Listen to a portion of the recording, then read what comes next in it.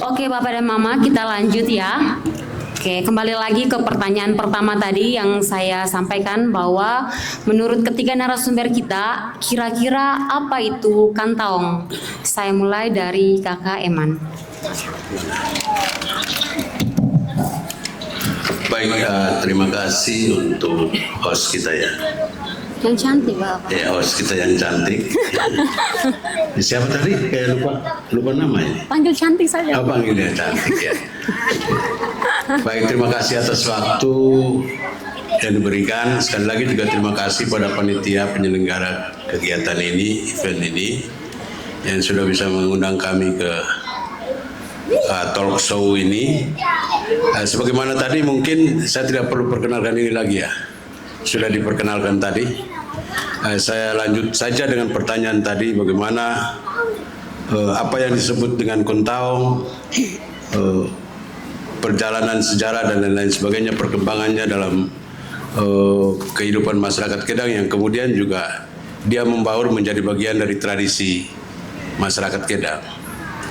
Yes. Sepengetahuan kita ya, saya menjalani perjalanan Napaktilas Budaya ini sudah sangat lama dan memang pada dasarnya jujur saja bahwa saya tidak mendapatkan lebih banyak referensi ataupun cerita-cerita tutur-tutur lama terkait dengan kontaung ataupun silat kampung ala orang Kedang ini.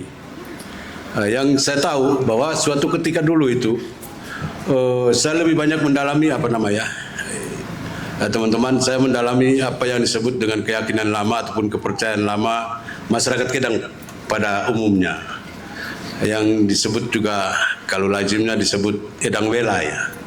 Ya, Edang Wela itu hakikatnya sebenarnya kalau bisa hari ini disebut ya serupa kepercayaan lama ataupun agama bumi begitu. Ya, perjuangan-perjuangan kita bersama karyan mereka ini juga mungkin suatu ketika nanti bisa berujung pada sertifikasi yang menjadi kepercayaan, salah satu kepercayaan lama di Indonesia. Dan salah satu yang ada yang saya dalami itu di kepercayaan lama orang Kedang itu yang disebut mier ataupun pendekar-pendekar, mier yang arek deru dan lain-lain sebagainya, untuk bisa membentengi diri dalam menghadapi peperangan, perjuangan-perjuangan eksodus mereka sepanjang kehidupan peradaban di Edang ini. Mereka lebih cenderung lebih banyak juga menggunakan kekuatan-kekuatan supranatural ataupun kekuatan-kekuatan batin ya. Untuk mengandalkan itu untuk menghadapi situasi-situasi sebagaimana tadi saya sebutkan.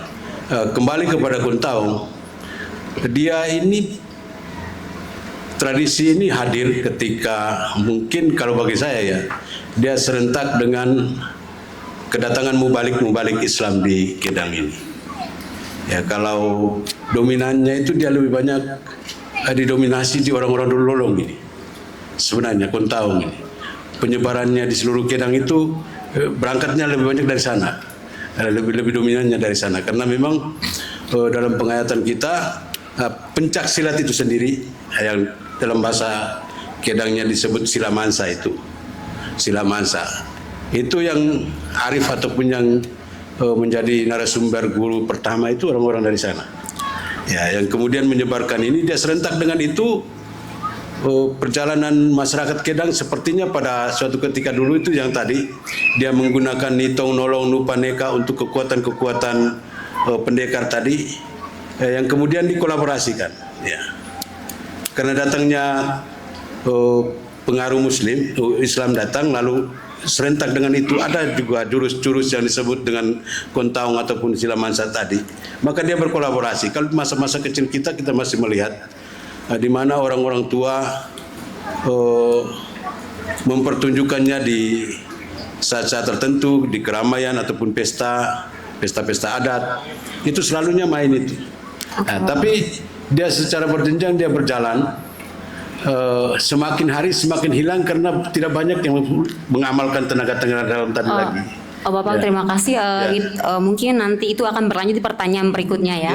Jadi menurut Bapak itu tadi kantaung itu adalah bagaimana masyarakat Kedang menggunakannya untuk mempertahankan diri, bukan hanya kekuatan fisik tetapi juga bisa batinnya dan supranatural. Ya, siap. Terus bagaimana kalau dengan Bapak Yohanes bisa berpindah ke sebelah dulu Bapak ya?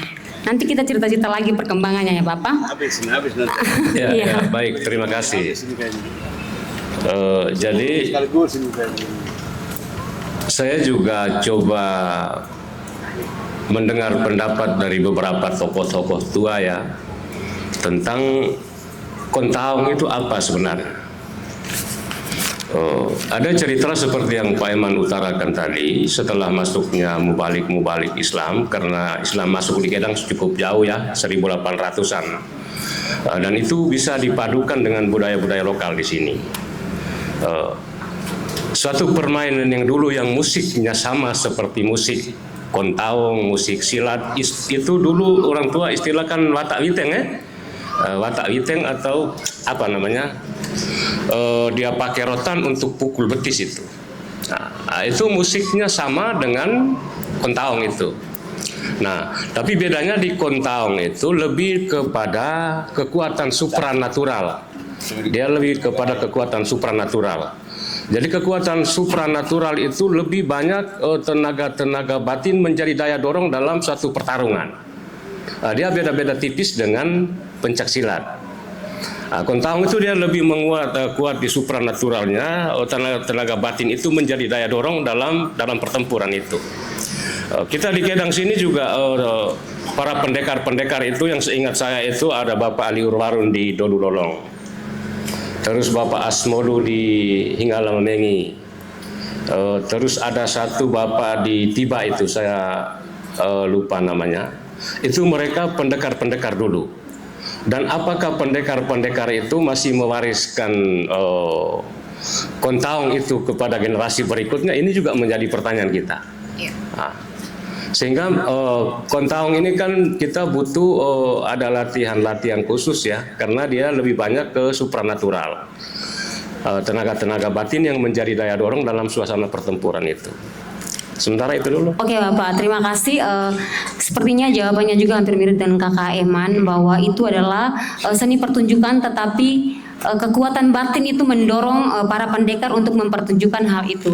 Selanjutnya ke kakak kita yang tampan di sebelah ini. Baik, terima kasih cantik. Oh, langsung dipotong. Ya.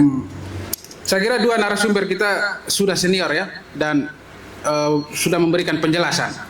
Saya sebagai anak muda mengikuti saja, lebih banyak belajar. Tapi bicara soal kontaung, saya coba berikan perspektif yang agak berbeda. Ya. Kalau kita omong soal kontaung, sebenarnya omong tentang keterbukaan orang Kedang. Ya. Keterbukaan orang Kedang. Bahwa benar kontaung ini tidak 100% milik kita di Kedang, ya, dia datang dari luar. Tetapi nenek moyang kita sebenarnya tidak terima begitu saja. Ya. Terima berdasarkan hasil refleksi, pertimbangan. Ya, jadi mereka tidak hanya terima, tetapi terima karena ada sesuatu di situ. Nah, maka kontaung kemudian diterima, masuk menjadi milik orang Kedang, akulturasi, kemudian diwariskan kepada generasi berikut. Tetapi kita bersyukur bahwa kegiatan malam ini, kegiatan kemarin dan malam ini kita kembali bicara soal kontaung, karena ya kalau kita lihat fakta sekarang sudah semakin hilang. Mungkin ada 1-2 kampung. Tetapi bahwa pemerintah sudah memberikan kita kesempatan, maka kita bicara soal kontaung untuk proses pewarisan ke depan. Jadi saya kira seperti itu untuk pembuka, bahwa kontaung diterima oleh nenek moyang kita bukan diterima begitu saja, tetapi ada nilai yang terkandung di dalamnya. Nah, sebentar kita akan lihat kira-kira nilai apa. Tetapi yang paling penting adalah menjelaskan orang Kedang itu sangat terbuka. Ya, sangat terbuka karena budaya ini dari luar, tetapi diterima menjadi budaya orang Kedang. Terima kasih. Oke, terima kasih.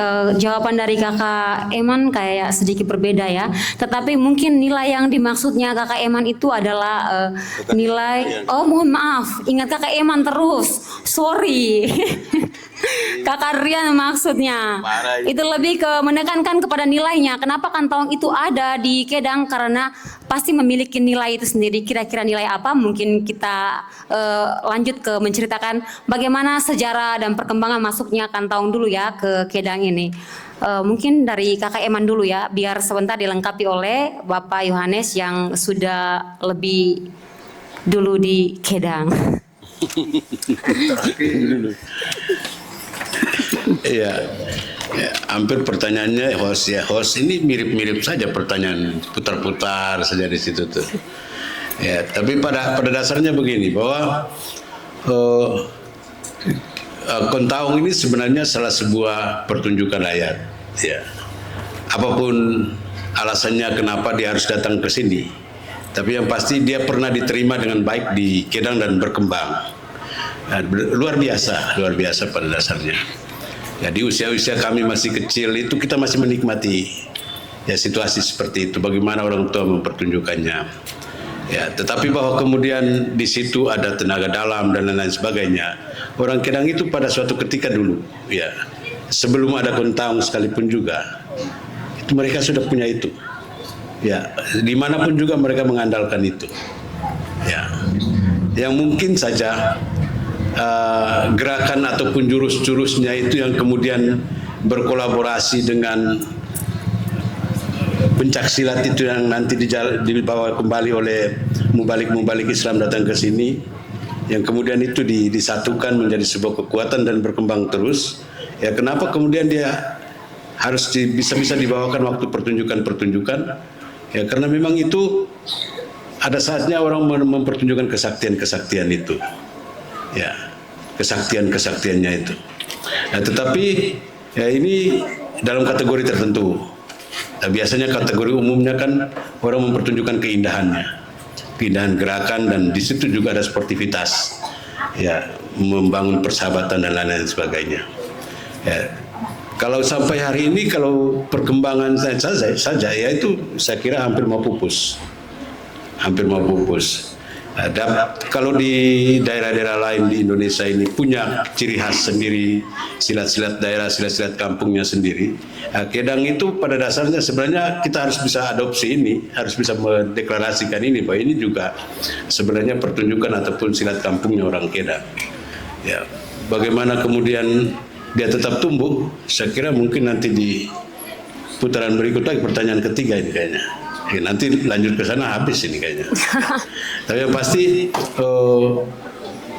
Kontaung punya pengaruh besar untuk peradaban ini, peradaban Kedang. Pada dasarnya dulu pertunjukan itu Watak Witeng tadi, dia serupa caci di Manggarai itu yang orang pukul pakai rotan di belakang itu hampir sama seperti itu. Tapi kalau di Kedang main pukulnya di sini saja, di betis. Dan itu juga butuh kekuatan-kekuatan supranatural yang cukup untuk bisa itu. Ya, dan bagi saya ya perkembangan ini harus kita memulai ulang. Ya, harus bisa dilestarikan kembali karena memang bagaimana membangun sportivitas orang-orang muda. Kekerabatan ini terus berjalan tanpa kita punya kearifan tersendiri yang hari ini mulai terkubur. Saya kira itu dulu. Nanti lanjut lagi. Siap, makasih Kakak. Kalau Bapak Yohanes, bagaimana sejarah masuknya, cerita dari leluhur masuknya Kontaung ke dalam masyarakat Kedang? Itu apakah dari desa tertentu dulu, kemudian bisa masuk ke menyebar ke semua desa di Kedang atau seperti apa? Ya baik, jadi kalau kita berbicara tentang sejarah ya, sejarah ini kan membuktikan data autentik ya. Ini kalau orang Edang sendiri itu sejarahnya itu tutur ya, sejarah secara tutur lisan. Tutur itu yang diwariskan dari generasi ke generasi. Bahwa itu menyangkut sejarah, bahwa itu menyangkut olahraga, bela diri atau hal-hal lain, itu tuturannya melalui tutur lisan ini. Sehingga kita tidak bisa memastikan tahun berapa, generasi keberapa Kontaung itu ada. Tapi ada tuturan daripada tua-tua kita bahwa Kontaung ini hadir dan diterima di Kedang menjadi satu sarana olahraga untuk kegiatan-kegiatan olahraga. Jadi Kontaung ini kalau kita berangkat dari sejarah, itu bisa saja seperti ada tuturan orang tua itu bahwa setelah masuknya mubalik itu. Karena praktek Kontaung sendiri itu, guru-guru Kontaung itu banyak yang istilah di sini bilang jauh-jauh itu. Itu pendekar-pendekar itu lebih banyak dari jauh-jauh. Jauh itu dia semacam orang yang lebih ngerti tentang agama ya. agama Islam dalam tanda petik. Jadi karena Kontaung itu lebih kepada jauh-jauh itu. Karena pendekar-pendekar kita juga kebanyakan dari jauh-jauh itu. Nah dari jauh-jauh itu yang warisannya berikut itu yang sudah mulai punah. Sudah mulai punah. Sehingga tadi menjadi pertanyaan kita bersama bahwa apakah masih ada guru Kontaung yang bisa melestarikan ini untuk kita wariskan kepada generasi berikutnya. Tapi kembali kepada pertanyaan tadi sejarah Ibu, itu kita tidak bisa memastikan bahwa Kontaung ini dia hadir sejak tahun berapa atau di generasi keberapa. Tapi dari tuturan itu bahwa Kontaung ada di Kedang. Bagi kita generasi sekarang, kita melihat ada generasi sebelum kita itu ada kegiatan Kontaung itu. Kira-kira itu. Oke Bapak, mungkin saya lanjut lagi ke Bapak Yohanes. Apa boleh saya katakan kalau penyebaran agama itu mempengaruhi masuknya Kontaung juga ya di Kedang? Apa pengaruh penyebaran agama itu juga mempengaruhi atau dibawa dari penyebaran agama itu masuk ke Kedang? Kalau penyebaran agama masuk itu saya pikir dia lebih dominan penyesuaian dengan kebudayaan setempat. Sehingga setiap kebudayaan yang masuk kalau menurut masyarakat Edang itu bisa diterima dan itu dia bisa inkulturasi dengan budaya, itu menjadi kekuatan dia terima. Sedangkan pengaruh agama lebih mendominasi itu bagi di Edang sejauh ini saya belum pernah melihat itu. Oke, terima kasih Bapak Yohanes. Untuk Kakak Rian ya, dari cerita dari Kakak Yohanes tadi, bagaimana sejarahnya masuk Kontaung di Kedang. Bagaimana Kakak sebagai anak muda melihat nilai yang masuk itu, apakah sampai saat ini masih diterapkan atau masih ada gaung Kontaung itu seperti yang diceritakan Bapak Yohanes? Pada Kakak saya persilakan. Baik, terima kasih. Jadi kita coba omong tentang nilai ya. Jadi Kontaung itu tentu kita bisa membaca dan melihat ada banyak nilai di situ. Salah satunya soal nilai sportivitas, ya, nilai sportivitas. Tetapi seperti yang saya sampaikan tadi, Kontaung itu sudah semakin hilang karena guru-gurunya juga banyak yang sudah almarhum, ya. Sehingga kalau kita omong soal nilai sportivitas berkaca pada Kontaung, ya kita memeriksa diri anak-anak muda, ya. Apakah nilai sportivitas kita sampai saat ini masih ada atau tidak? Ya, kalau kita belajar dari Kontaung, orang berkontaung kan di depan umum sportivitas, gitu. Tapi sekarang bagaimana dengan anak muda Kedang? Misalnya pertandingan bola sering bertengkar di situ, kemudian ada tawuran dan lain sebagainya. Itu sebenarnya secara langsung menghilangkan nilai sportivitas sebagai orang Kedang. Jadi mari kita melihat kembali nilai yang dibawa oleh pertunjukan seni Kontaung ini. Jadi ada nilai sportivitas di situ. Saya kira itu. Kemudian saya coba tambahkan sedikit soal sejarah Kontaung. Saya seperti yang dikatakan oleh Tata Yohanes tadi, kita tidak punya data otentik, tidak ada. Jadi kita mau omong tentang sejarah Kontaung ini agak sulit. Tetapi kalau merujuk pada cerita-cerita lisan, itu di di Kedang ini ada dua tempat menjadi tempat masuknya Kontaung. Yang pertama itu Dolu Lolong, ya. Yang kedua saya temukan bahwa di Kalikur juga. Kalau Dolu Lolong itu misalnya Bapak siapa nih, Aliur Warun, itu mendapatkan Kontaung ini dari orang Bima, ya, kemudian dibawa masuk ke Kedang. Sedangkan di Kalikur itu berdasarkan cerita-cerita bahwa dibawa oleh para Jawa, ya, yang belajar misalnya di Ujung Pandang atau di Makassar, kemudian dibawa ke seluruh Kedang. Tetapi kalau kita lihat di situ sebenarnya ada strategi seperti tadi engkau tanya bilang apakah agama kemudian membawa pengaruh terhadap kehadiran Kontaung, itu jelas sekali. Ketika orang menyebarkan agama, ada strategi yang dibawa di situ. Ya, salah satunya mereka membawa Kontaung itu. Jika orang lokal ikut melihat ada sesuatu yang baru, sehingga menarik mereka untuk bisa masuk bergabung. Itu strategi. Ya, jadi Kontaung itu bagian dari situ. Jadi ada kesenian, kecantikan dari Kontaung itu yang membuat orang bisa misalnya masuk ikut Islam misalnya. Itu salah satunya. Jadi saya kira itu. Tetapi nilainya kita omong soal sportivitas, ya kita kembali berkaca pada leluhur kita yang dulu hobi sekali atau berminat menampilkan kontaung di depan umum secara sportif. Sekarang bagaimana dengan anak-anak muda? Main bola saja kacau, ya. Kemudian tawuran di mana-mana. Itu secara langsung sudah menghilangkan nilai sportivitas dari orang Kedang. Begitu. Kakak, misalnya kalau per hari ini apakah kakak masih melihat anak muda ada yang mempelajari seni kentaung itu sendiri ya? Ya kalau saya lihat di Dolu Lolong masih.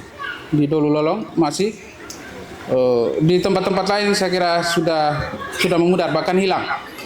Di pedalaman sudah, kalau dulu waktu saya masih kecil itu ada 1-2 orang tua yang masih mempraktikkan itu. Tetapi untuk sekarang mungkin Desa Dolu Lolong, dan saya kira kita memberikan apresiasi untuk anak-anak muda di Dolu Lolong.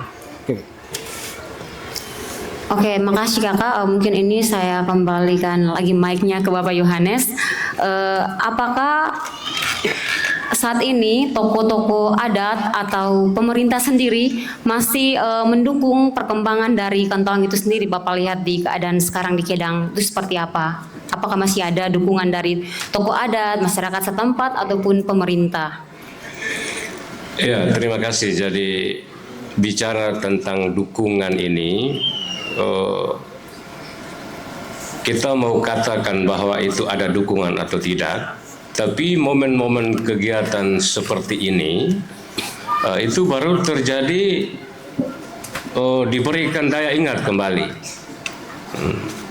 Nah, tinggal saja dengan kegiatan seperti ini dari Kayak Tene melakukan ini, terus tanggapan dari pemerintah seperti apa? Karena ini yang memulai dari Kayak Tene ini.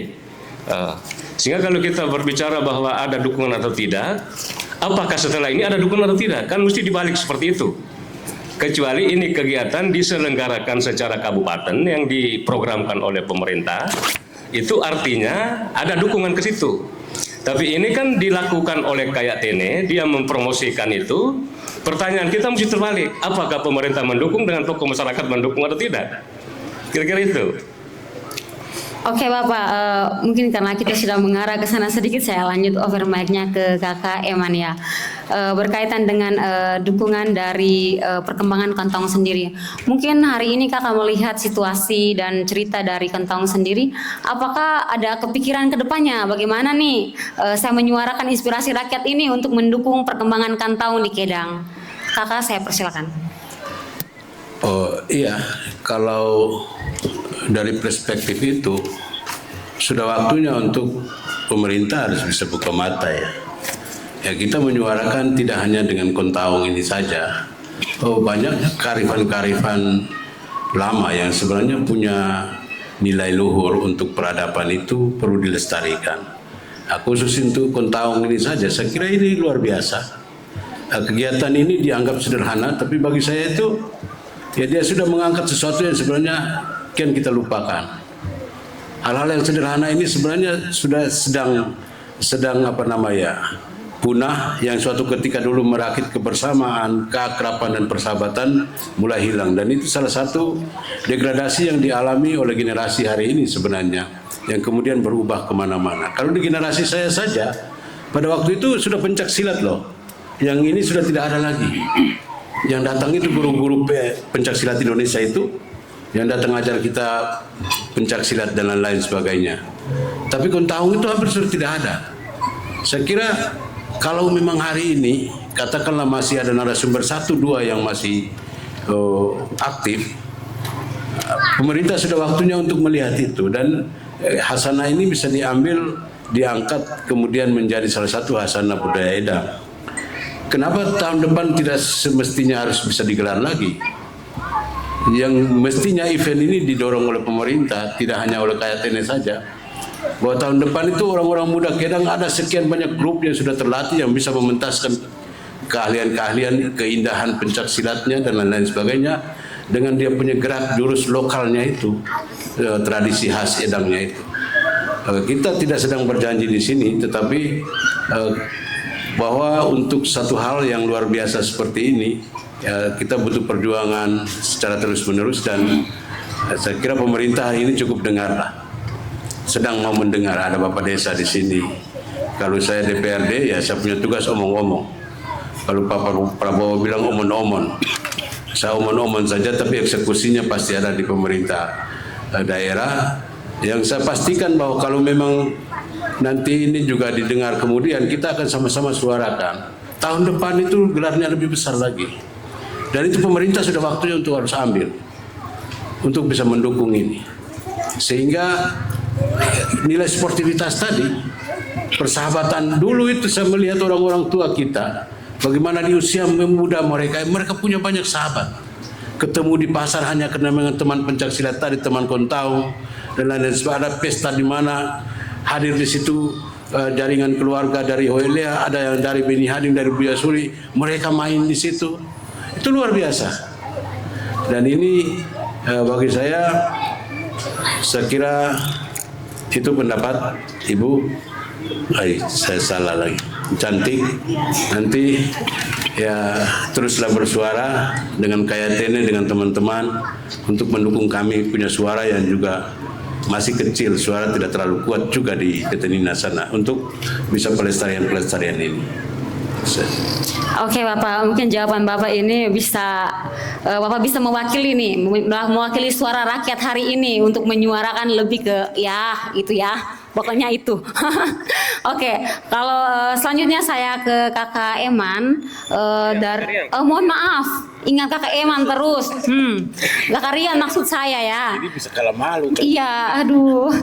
Maksudnya Kakak Rian, ya Kakak Rian.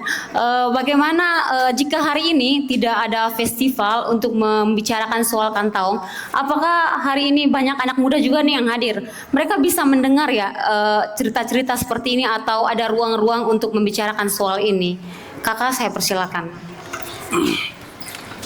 Baik, jadi ini omong soal strategi pewarisan. Ya kalau dulu ya para leluhur kita tentu sangat mudah mewariskan satu tradisi. Ya karena anak-anak muda dulu misalnya terlibat penuh ya, partisipasi aktif.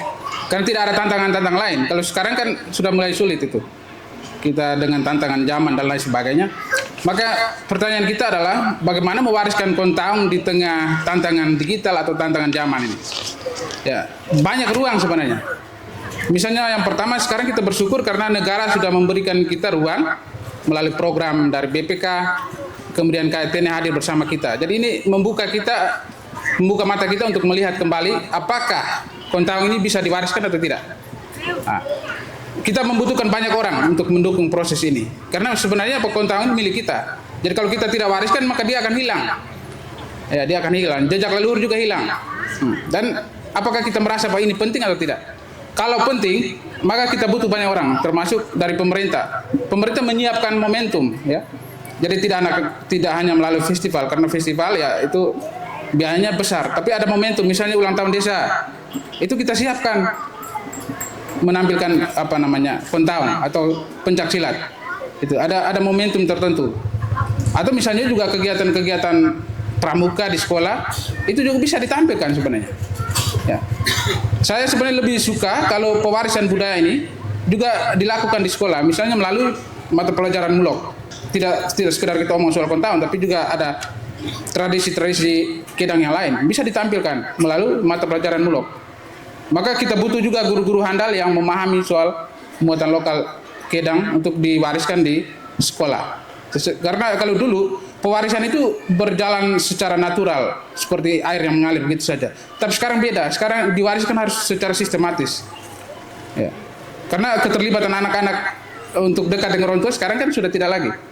Maka kita butuh misalnya momentum dan juga proses pewarisan secara sistematis. Ya, begitu.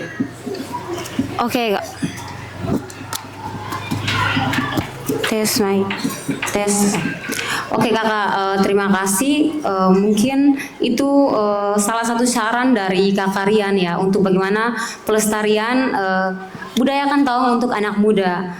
Kalau saya mau dengar dari Bapak Yohanes, mungkin ini bagaimana rekomendasi atau saran Bapak agar budaya Kantaung ini tetap tumbuh di generasi selanjutnya. Oke. Baik, terima kasih. Jadi supaya budaya Kontaung ini kita dapat mewariskan kepada generasi berikutnya, tentu sekali yang pertama itu kerjasama semua stakeholder ya, baik dari pemerintah, tokoh-tokoh adat, bisa saja seperti yang diusulkan Adik Rian tadi juga kita coba kembali menapaktilasi perjalanan leluhur kita dulu. Ketika ada pesta-pesta itu tidak joget teriak, tidak berhantam sana sini, tapi pegelaran-pegelaran seni seperti kontaung, pencak silat itu dilakukan. Nah, kenapa hari ini kita tidak? Ya tadi terdegradasi karena perkembangan era. Anak muda harus maunya lenggak-lenggok, harus maunya berlantai ria. Nah, sementara kita orang tua kan menghendaki ada warisan-warisan leluhur itu kita mesti jalani di setiap momen yang seperti yang orang tua lakukan dulu. Hanya perkembangan ini, era ini yang bisa menjadi tantangan buat kita. Sehingga bagi saya itu kerjasama stakeholder supaya kita dapat mewariskan ini kepada generasi. Yang pertama kita butuh guru-guru kontaung. Kita coba menginventarisir apakah masih ada guru-guru kontaung atau tidak. Nah itu mereka punya tugas dan diinventarisir, terus bagaimana mekanisme selanjutnya untuk mereka bisa melatih anak-anak generasi kita sehingga bisa diwariskan secara turun-temurun. Juga kegiatan-kegiatan 17-an seperti ini bisa ada perlombaan atau kegiatan seperti tadi saya bilang pesta-pesta, mungkin pertunjukan-pertunjukan kontaung, pencaksilat itu yang lebih diutamakan ketimbang kita berdansa ria, berjoget ria. Tapi tadi tentang tantangan itu. Kira-kira itu beberapa saran saya. Oke Bapak, terima kasih. Mungkin ini pertanyaan terakhir dari saya ke Bapak Yohanes. Misalnya melihat dari perkembangan zaman saat ini untuk mewarisi budaya kantong tersebut, tetapi seperti kayak diubah ya Bapak, diubah gerakannya sesuai dengan perkembangan zaman, tapi nilainya tetap ada begitu. Apakah itu juga termasuk pantangan atau punya larangan tertentu begitu? Ya, kalau kontaung ini kan pasti gerakannya itu kan sudah diatur dari sana ya. Apalagi tuturan kontaung ini kan dia butuh tenaga dalam. Dia butuh kekuatan supranatural yang bagaimana dia cara olah geraknya. Sehingga supaya menghadirkan kekuatan supranatural itu bisa muncul. Terus dulu itu kan di samping kekuatan supranatural, orang kadang bilang nitong lolong dengan nupaser tadi. Nah, kekuatan nupaser itu menjadi kekuatan dia. Saya mempunyai nupa, lawan saya pasti ada nitong. Begitupun saya punya nupa juga harus ada nitong. Sehingga dia di sana tupa saya juga ada penahan atau nitong tadi di sini. Sehingga tadi pertanyaannya bagaimana untuk memodernisasi, bagi saya kita coba mesti berangkat kepada aslinya dulu. Karena asli itu kan sudah dipahami, untuk perubahan sesuai era mungkin saja kita bisa atur di kemudian. Hari ini kan kita sedang bagaimana melestarikan dulu ini. Melestarikan minimal ada guru kontaungnya, bagaimana mekanisme pelatihannya, jurus-jurusnya seperti apa. Itu bagi saya yang menjadi utama dulu. Kira-kira itu. Oke, terima kasih. Sekali lagi saya minta tepuk tangannya untuk ketiga narasumber kita yang luar biasa pada malam hari ini. Terima kasih untuk jawabannya Bapak Yohanes, Bapak Eman, Kakak maksudnya, maaf, dan juga Kakak Rian yang sudah menyampaikan apa yang mereka ketahui kepada kita semua pada hari ini, sampai kepada saya yang jauh-jauh dari Ilape pun tahu, oh ternyata di Kedang itu ada silat seperti ini, ada kantaung. Ini adalah hal baru untuk saya dan mungkin juga teman-teman yang hadir pada hari ini juga merasa, oh ternyata di Kedang ini kita punya kantaung yang punya nilainya seperti ini. Sebelum saya mengakhiri talkshow kita hari ini, mungkin saya minta 3 tanggapan dari audiens kita pada malam hari ini. Yang pertama saya minta dari mewakili masyarakat, Bapak Ketua BPD Desa Huelea, untuk menyampaikan tanggapan tergantung sesuai dengan talkshow kita pada malam hari ini. Kepada Bapak saya persilakan. Baik, terima kasih atas kesempatan yang diberikan. Syukur puji pada Tuhan, alhamdulillah bahwa pada malam hari ini di desa ini kita dibuka sebuah cakrawala berpikir, sebuah minda pengetahuan terkait dengan kontaung, di mana menurut kami bahwa budaya ini walaupun seperti yang dikatakan oleh Pak Dian tadi bahwa dia berasal dari luar, namun dia akulturasi dengan ilmu bela diri ala kampung dulu, di mana perpaduan itu memberikan sebuah nilai dan seni tersendiri sehingga dia berkembang. Tapi pada intinya bahwa kita sepatutnya berpikir secara kritis, kenapa Pontaong ini dia bisa fokus. Karena seingat saya, seumur saya ketika masih di SD itu, di kampung saya sendiri ini sebuah ilmu bela diri atau sebuah atraksi sebagai sebuah ikatan kekerabatan itu terjadi. Masa ketika selesai sholat Id, Lebaran, Idul Adha, Idul Fitri sering dipertunjukkan atau pesta-pesta keramaian. Saya masih ingat ada Bapak Ali Walang, ada Bapak Liu Hambali, ada Bapak Walang Engar. Itu mereka sering tampil dalam memeriahkan suasana kebersamaan. Itu di kampung saya. Lalu dari nilai-nilai akulturasi dari ilmu bela diri modern dengan ilmu bela diri ala kampung untuk mempertahankan diri dan mempertahankan menjaga kampung mereka ini saya rasa semakin menurun. Ini yang perlu kita kaji. Fokusnya itu berangkat dari mana? Salah satunya pasti munculnya ilmu bela diri modern. Karena tapak suci, ilmu yang lain itu bisa mengganggu atau mempengaruhi fokusnya. Tapi ada satu hal yang mempengaruhi adalah regenerasinya. Seperti yang dikatakan Bapak Hanisya tadi, ilmu bela diri ala kampung dulu, yang itu menjadi sebuah keistimewaan tersendiri. Keistimewaan guru-guru ulon, belahan ulon, itu akulturasi berkolaborasi sehingga melahirkan sebuah nilai atau sebuah seni dalam Pontaong ini. Kalau saya secara pribadi melihat bahwa seorang guru, terakhir saya melihat itu di jembatan itu Bapak Indina, saya pikir sekarang kita bisa mencermati dan bisa mengkaji murid-muridnya belakangnya, saya rasa satu dua masih ada. Ini yang menjadi sebuah pekerjaan kita ke depan untuk bisa melestarikan ini. Dan selaku wakil masyarakat, ini yang nanti akan kami berkolaborasi dengan pemerintah desa, seperti yang dikatakan Pak Anggota DPR tadi bahwa wakil masyarakat ini memang tugasnya omong-omong, tapi eksekusinya ada di pemerintah. Kita akan berkolaborasi untuk bagaimana melestarikan budaya ini. Karena di Holia sendiri, saya sendiri menyaksikan secara mata kepala bahwa pernah menjadi sebuah atraksi kebersamaan dalam memupuk ikatan kebersamaan. Mungkin itu kami kembalikan. Terima kasih kepada Bapak Ketua BPD yang mewakili masyarakat. Selanjutnya kita dengar tanggapan dari Kepala Desa Holia 1 ya? Holia. Pada Bapak saya persilakan. Baik, terima kasih. Malam baik untuk kita semua. Malam Bapak. Baik, saya selaku pemerintah desa Holia menanggapi apa yang sudah kita dengar dari ketiga narasumber. Buat saya bahwa yang dapat saya sampaikan malam ini, pertama itu bahwa dari Yayasan KTN sendiri itu sudah mulai mengangkat kembali salah satu budaya yang ya katakan hampir punah, hampir hilang ini.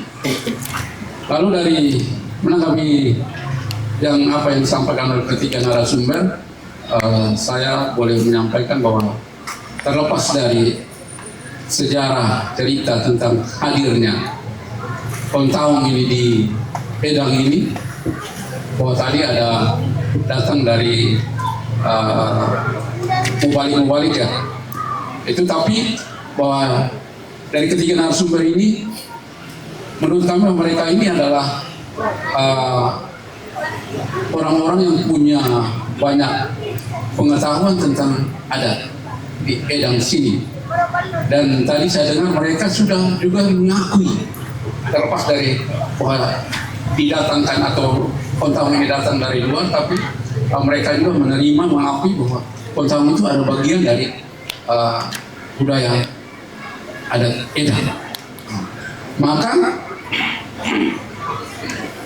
sebagai pemerintah ini perlu kita lestarikan sambil terus kita menggali, mencari cerita sejarah asal usul sebenarnya ini tahu bahwa itu benar-benar itu dari mubalik tadi, atau tadi juga ada bahwa sebetulnya ada kekuatan atau adat yang ya mirip semacam ada gaya Kontawong tadi yang juga ada di Edang ini, tinggal ada perpaduan tadi. Nah, maka tinggal sambil menggali, mencari sejarah itu tetap menjadi kesepakatan kita bahwa ini perlu kita lestarikan, warisan kepada generasi-generasi. Sementara tadi juga menjadi masalah bahwa zaman sekarang ini, apalagi Kontawong ini semacam hal baru yang jelas tadi itu hanya di beberapa desa tadi yang masih bertahan sekarang. Bagi desa-desa yang lain termasuk di Wolea, walaupun ada cerita itu, tapi bagi generasi kami yang baru ini hanya menjadi sesuatu yang baru. Karena dalam festival ini juga dari desa kami tidak bisa mempertontonkan ini, belum bisa menampilkan ini. Itu jelas bahwa mesti diupayakan untuk dilestarikan. Ini menjadi tanggung jawab bersama kita. Tapi yang lebih menarik tadi itu oleh Pak Rian ya, itu soal nilai, ya, nilai bahwa selain itu adalah budaya bela diri, tapi nilai dari Kontawong sendiri itu perlu ditanam, diberikan pemahaman kepada generasi kaitan dengan nilai ini. Karena bela diri ini sebuah istilahnya bahwa kekuatan, kemampuan diri, kemampuan pribadi. Kepada siapa saja yang mengganggu ya dia bisa keluarkan kekuatan ini. Tapi tidak seenaknya, tidak segampang. Dia punya, ya istilahnya rendah hati sekali kalau punya sudah memiliki ini. Itu orang harus. Berarti itu salah satu ciri khasnya itu rendah hati. Dan ini ya, nilai ini yang perlu kita tanamkan dengan situasi dan kondisi zaman ini. Kita punya generasi ini kadang itu ya tidak tahu berantem tapi jago ya gitu. Sementara nilai dari Kontawong tadi dia jago berantem tapi tidak dipertontonkan, tidak di sembarang gitu. Nilai ini yang perlu mesti diupayakan, ditanam untuk kita punya generasi yang sekarang. Mungkin ini tanggapan dari kami. Terima kasih dan selamat malam. Terima kasih banyak Bapak Desa untuk tanggapannya. Selanjutnya untuk penanggap yang terakhir dari mewakili penyelenggara, dalam hal ini Kakak Jainuddin Umar. Saya persilakan. Ya, baik, terima kasih banyak. Yang pertama, mewakili pengurus Yayasan KITN, saya mengucapkan terima kasih kepada ketiga narasumber. Beliau bertiga di depannya, hampir setiap urusan bicara soal budaya, kita menemukan ketiga narasumber, Bapak Yohanes Tehe, Pak Eman yang sekarang sudah jadi legislator, dan RIU saya, Rian Odel. Bagi saya yang pertama, ketiga narasumber ini adalah satu aset kita nih. Kita bahkan luput, tidak banyak orang kayak Rian hari ini. Anak muda yang konsen dan suka sekali bicara soal tradisi, budaya.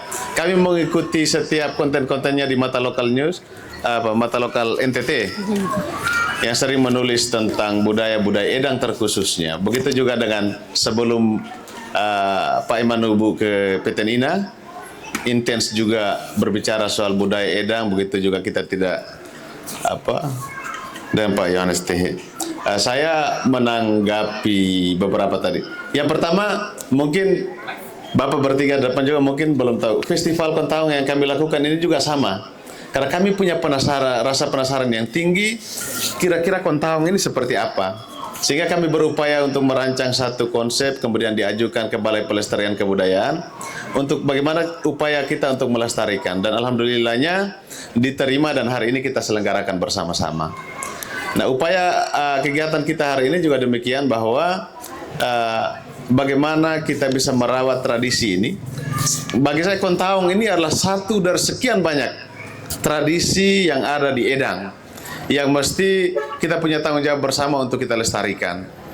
Kami seperti yang disampaikan tadi bahwa apakah Kontaung hari ini masih ada atau tidak, sebagai panitia yang kurang lebih kami berupaya untuk mencari menampilkan yang terbaik, kami sadari bahwa Kontaung hari ini sudah hampir hilang. Faktanya adalah peserta yang tampil mulai dari tadi malam sampai malam ini, kita kesulitan. Kami berupaya untuk bagaimana mencari peserta untuk tampil dari kalangan anak-anak, sekolah, remaja, bahkan orang tua, kita kesulitan. Makanya kita hanya mendapatkan beberapa penampil untuk bagaimana mereka menampilkan Kontaung itu sebagai suatu seni, sebagai satu tradisi yang mesti kita warisi bersama. Saya agak menarik dari ketiga narasumber tadi itu, mereka bicara soal bagaimana upaya kita untuk mewarisi. Bagi saya bukan hanya soal Kontaung. Kontaung ini adalah satu dari sekian banyak tradisi yang ada di Edang yang mesti kita warisi bersama. Kemarin oleh Balai Pelestarian Kebudayaan, kemudian oleh Kadispora, Pak yang juga orang Hoelea, itu. Nah, kemarin juga sudah mulai menyampaikan bahwa ternyata ada banyak program yang coba kita rajut upaya bersama untuk kita lestarikan. Saya hitung di Lembata saja yang mendapatkan support dari Balai Pelestarian Kebudayaan hari ini cukup banyak. Kemarin ada di Roho mereka buat film dokumenter tentang Kaweru, kemudian di Lewohung mereka buat soal film dokumenter Oma Dekeng. Kemudian ini ada buat lagi pasar barter di Wulandoni, kemudian Anang Nanang Hoa dan lain sebagainya. Nah, ini mungkin jadi satu ruang di antara begitu banyak ruang lain yang mungkin kita angkat. Satu yang pasti, yang tidak mengeluarkan anggaran yang dicontohi oleh Rian Odel adalah bagaimana menginformasikan, menyebarluaskan setiap tradisi, sejarah, warisan orang tua dan leluhur kita melalui media sosial yang menurut saya gratis dan gampang. Nah, ini barang gampang tapi menjadi tantangan serius oleh generasi milenial, apalagi Gen Z hari ini.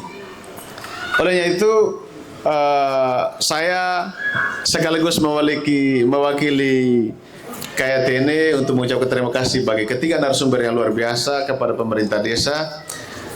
Ini mesti kita warisi dan kita teruskan dengan cara kita.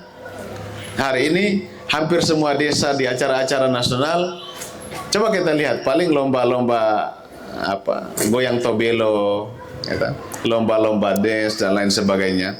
Tapi kita hampir luput melihat orang lomba petialu, lomba seni bela diri yang hari ini kita saksikan bersama, lomba hamang dan lain sebagainya.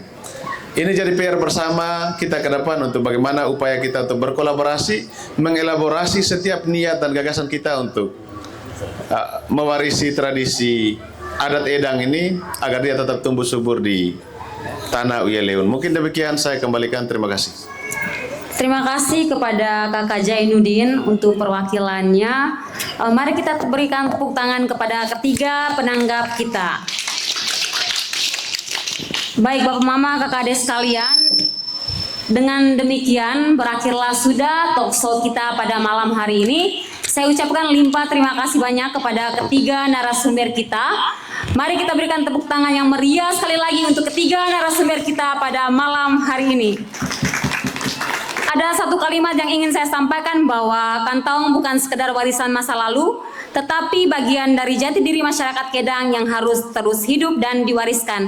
Mari kita jaga sejarahnya, rawat nilainya, dan beri ruang bagi generasi muda untuk meneruskannya. Selamat malam, terima kasih. Tanpa mengurangi rasa hormat saya mempersilakan para narasumber untuk kembali ke tempat. Ibu moderator, Bapak narasumber, Foto dulu ya? kami minta untuk Oh ya, foto dulu Mak. boleh tetap berada di panggung festival ini.